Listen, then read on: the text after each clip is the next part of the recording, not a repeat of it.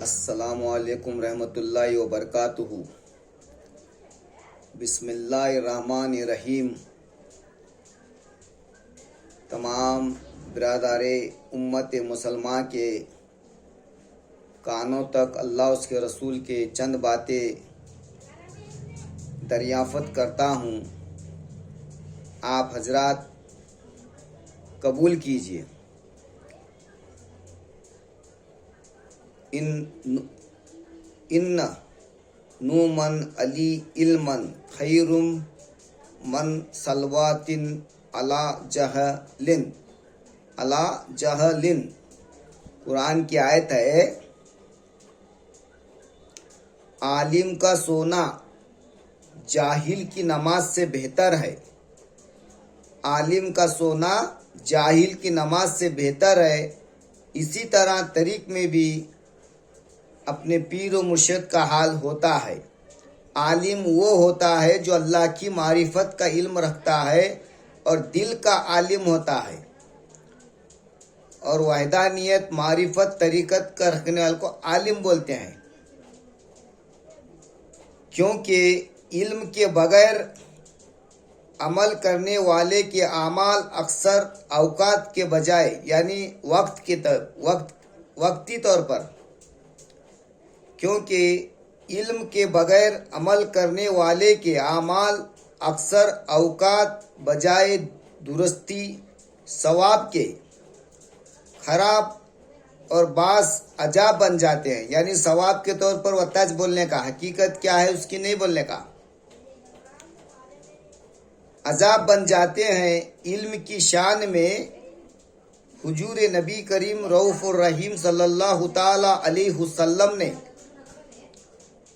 علم کی شان میں حضور نبی کریم رؤوف الرحیم صلی اللہ تعالی علیہ وسلم نے یہ بھی فرمایا، انہو یلہمہ الشہداء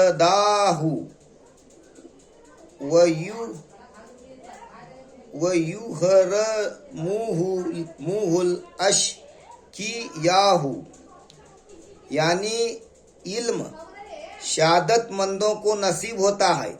شہادت مند اللہ کے راہ میں جو اپنی زندگی بھی نہیں دیکھتے، شہادت دیتے ہیں، علم شہادت مندوں کو نصیب ہوتا ہے، اور شکی لوگ اس نعمت سے محروم رہتے ہیں۔ وہ کیا علم لے، یہ کیا علم لے، شریعت چھوڑ کو کیا بھی نہیں۔ شریعت ہر بندے کو لازم ہے، چاہے کتنا بھی بڑا اللہ والا ہو، اسے شریعت کے بغیر وہ اللہ والا بن ہی نہیں سکتا۔ اس ارشاد کا مطلب یہ ہے، بے علم کی شقاوت یہ ہے کہ اس نے علم کو سیکھا نہیں،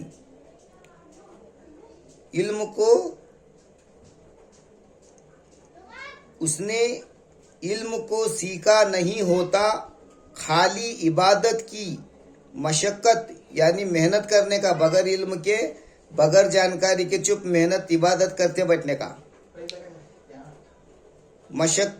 مشقت اور وقت اٹھاتا ہے، یعنی وقتی طور پر وقت اٹھاتا ہے، تو ایسی عبادت سے سوائے جسمانی مشقت کے کچھ ثواب نہیں ملتا۔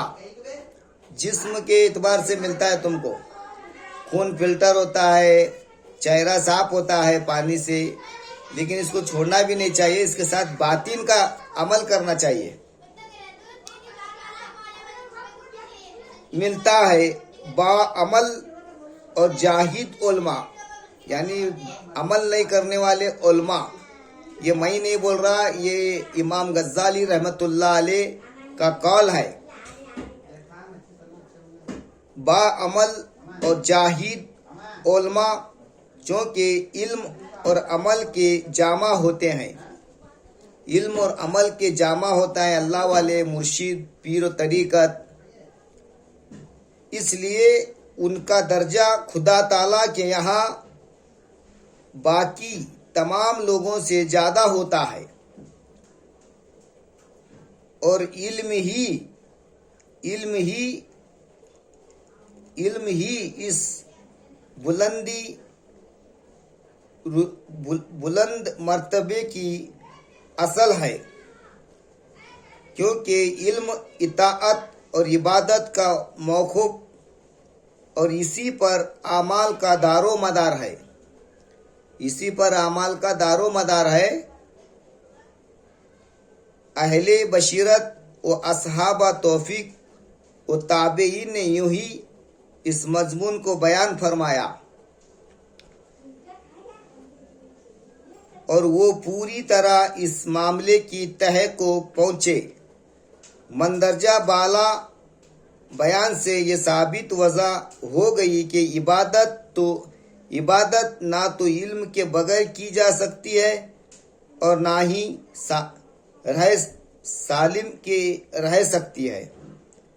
تو ثابت ہو گیا صحیح طریقے سے عبادت بجا لانے کے لیے پہلے علم حاصل کرنا لازمی اور ضروری ہے۔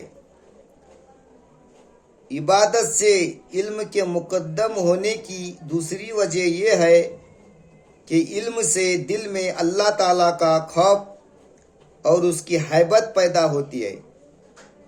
اللہ تعالیٰ کا ارشاد ہے،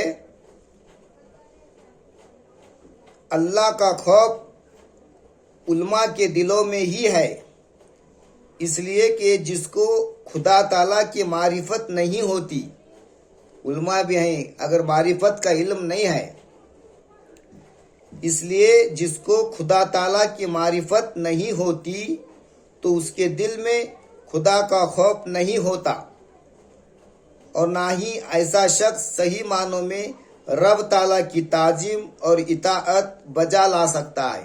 بغیر معرفت کے تعظیم اور اطاعت نہیں بجا لا سکتا، کتاباں پڑھ کو بجا لا سکتا ہے۔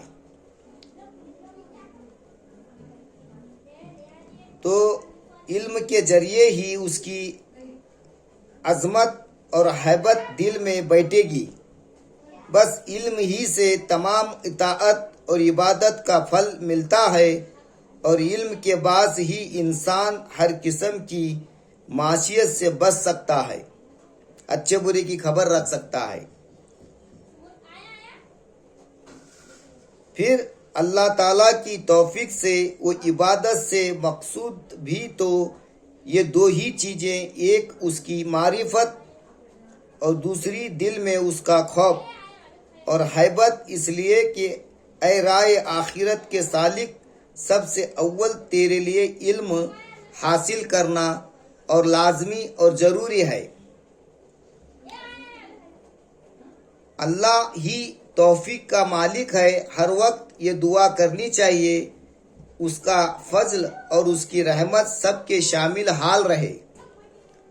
طلب العلم فریضۃ علی کل مسلم و مسلمہ، یعنی علم کی تلاش ہر مسلمان مرد عورت پر فرض ہے۔ تو وہ کون سا علم ہے جس کی تلاش لازمی اور ضروری ہے، اور درستی عبادت کے لیے کتنے علم کی ضرورت ہے؟